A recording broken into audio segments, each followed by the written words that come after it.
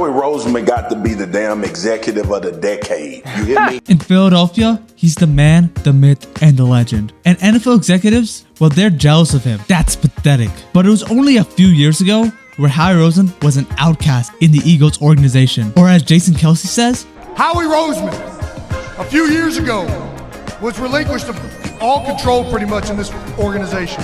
So how did Howie Roseman go from zero to hero? Let's explain. On January 29, 2010, Howie Roseman was named the Eagles GM. At that time, he was the youngest GM in the NFL, a large burden to bear. But it's not like Howie Roseman didn't have any help, as Andy Reid, who was the former GM of the team and the current head coach, still had a lot of say in personnel, despite being demoted from GM. Let's fast forward to the first round of the 2010 draft. The Eagles traded from 24 to 12, a really aggressive move, and draft Brandon Graham. As for the pick, right now it seems like a slam dunk. But if you travel back in time, Eagles fans despise that pick. All Brandon Graham was known for was not Earl Thomas. And it took until this play for that sentiment to change. Brady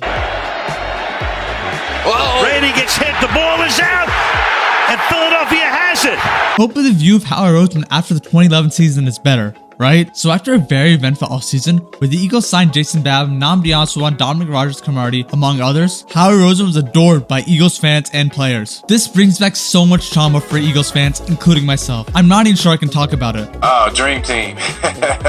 Let's just say, after finishing 8-8, the season was a disaster. And I haven't even gone to the whole Danny Watkins fiasco, which is one of the most interesting draft stories for all the wrong reasons. So Watkins was the Eagles' 2011 first-round draft pick, and he was a bust, only playing 24 games. But it wasn't like he just didn't have it. He had all the physical tools, all the smarts. He even locked up Von Miller in college. But football just wasn't a priority to him. Firefighting was. According to Watkins, the Eagles told him he needed to spend less time at firehouses and more time at the actual facility. Now there's a lot I glossed over here, but for Eagles fans, Howie Roseman's first two first-round draft picks were terrible. As for the organization, both Howie Roseman and Andy Reid weren't fired in 2011, but it was going to take a hell of a performance for both of them to keep their jobs. And that next season was far from great. The Eagles finished 4-12 and Andy Reid gets hacked. It was time to see if Howie Roseman could truly build a team on his own. But that didn't last long, as hotshot new coach Chip Kelly got total control of personnel in 2015. As for what happened to Howie Roseman, I'll just let Jason Kelce explain that once again. He was put in the side of the building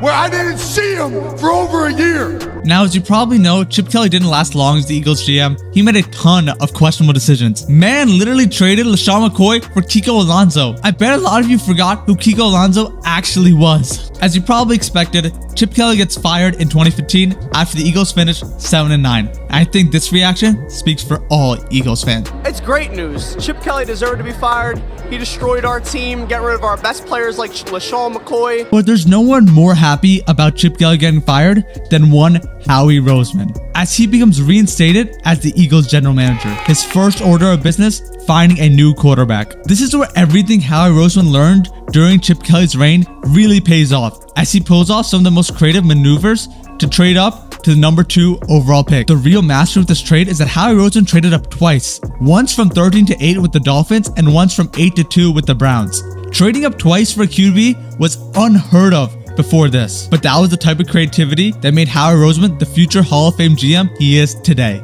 Now with that pick, the Eagles select Carson Wentz. I know what you're thinking, Carson Wentz, he's a bum. But remember, that's Super Bowl champion Carson Wentz. And as much as his career didn't pan out as the Eagles thought it would, without him, the Eagles would have never won a Super Bowl in 2017. As for Roseman's other moves in 2017, let's say he was on something of a hot streak. Almost every move Roseman made worked, whether signing Alshon Jeffrey, LeGarrette Blount, or even first-round draft bust Patrick Robinson. He had the magic touch that offseason. But what really made Howie Roseman different was that he was willing to do things outside of the ordinary, like trading the number 1 wide receiver Jordan Matthews for cornerback Ronald Darby. Right now, that move looks like a slam dunk, but at the time, it had mixed reviews by Eagles fans, especially since it guaranteed that Nelson Aguilar would be the team's starting slot receiver. Yeah, that Nelson Aguilar. My man just started throwing babies out the window.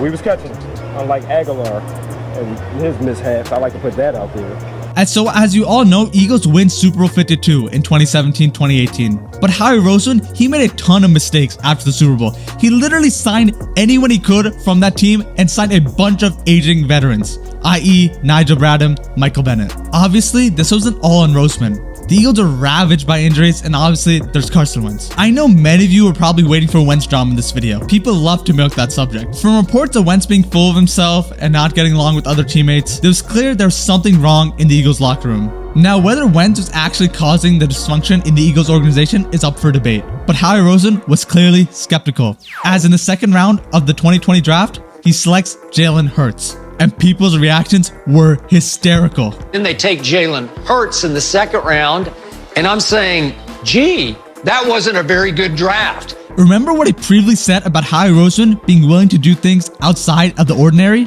Well, this is the definition of that. So we all know the story of the Eagles after this. Carson Wentz plays terrible in 2020, gets benched for Jalen Hurts, Doug Peterson gets fired after a controversial ending to the season, and Howie Roseman's job is questioned, and rightfully so. But Jalen Hurts somehow improves so much that he leads the Eagles to the Super Bowl, making Howie Roseman look like a genius. But it's really the Eagles' first round pick in 2020 that made Howie Roseman change his entire draft philosophy. And that pick was one Jalen Reagor. Unfortunately for Reagor, he'll forever be known as not Justin Jefferson, as Reagor was taken one pick before Jefferson with the 21st pick. And Reagor, he was a bust to the highest regard, only lasting 2 years with the Eagles, recording less than 400 passing yards in both seasons. This really made Howie Roseman question his draft philosophy. Now, I don't want to speak for Howie Roseman, but he was probably saying something like this: why are we overthinking this? Just take the best players from the best teams. And for the next 3 drafts, 5 of the 6 Eagles first round picks and second round picks were from Alabama or Georgia. Back to the present, the Eagles are coming up a depressing and controversial loss to the Super Bowl. And on paper, an incredible draft, trading up for Jalen Carter. Naturally, all this praise has been heaped onto one Howie Roseman. And that's why we have headlines like this. But Howie Roseman isn't settling. He continues to innovate. So remember this: what made Howie Roseman go from zero to hero isn't his ability to manipulate the cap, make great trades, or his improved drafting. It's his humility to learn from his mistakes and his willingness to go against the grain. Because Howie Roseman knows if you only follow trends, you'll always be behind. And I'll leave you with that.